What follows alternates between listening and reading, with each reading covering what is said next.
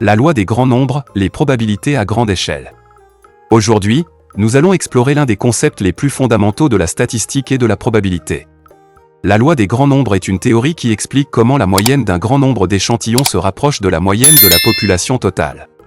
Cette loi est cruciale pour comprendre les tendances et les modèles dans les données, ce qui peut avoir des implications significatives dans de nombreux domaines, y compris la finance, l'économie et la science. Si vous êtes intéressé par plus d'apprentissage, veuillez cliquer sur le lien en description de cette vidéo pour vous inscrire à la prochaine session de notre formation en économétrie et techniques quantitatives. Définition de la loi des grands nombres. Maintenant que nous avons introduit le concept de la loi des grands nombres, examinons-le en détail. La loi des grands nombres stipule essentiellement que plus vous avez d'échantillons, plus la moyenne de ces échantillons se rapprochera de la moyenne de la population totale.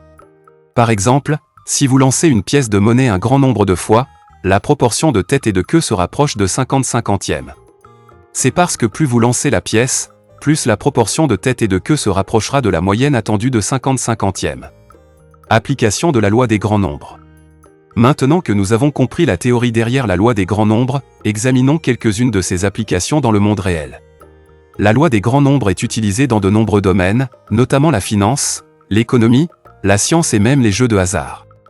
Par exemple, les compagnies d'assurance utilisent la loi des grands nombres pour évaluer les risques et calculer les primes. Les scientifiques utilisent également cette loi pour déterminer la fiabilité de leurs résultats expérimentaux en effectuant plusieurs essais. Limite de la loi des grands nombres. Bien que la loi des grands nombres soit un concept puissant, elle présente également certaines limites.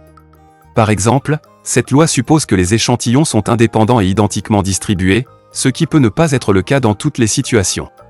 En outre, la loi des grands nombres ne garantit pas que les échantillons se rapprocheront toujours de la moyenne de la population totale. Dans certains cas, il peut y avoir des facteurs externes qui influencent les résultats, ce qui peut entraîner des écarts importants par rapport à la moyenne attendue. Conclusion.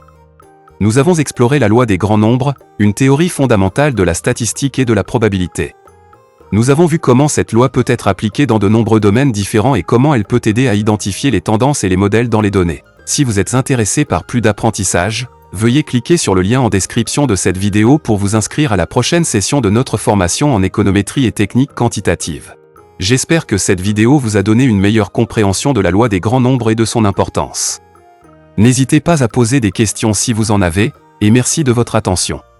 Si vous avez des questions sur la loi des grands nombres ou sur tout autre sujet abordé, n'hésitez pas à les poser maintenant en commentaire. Nous sommes là pour y répondre.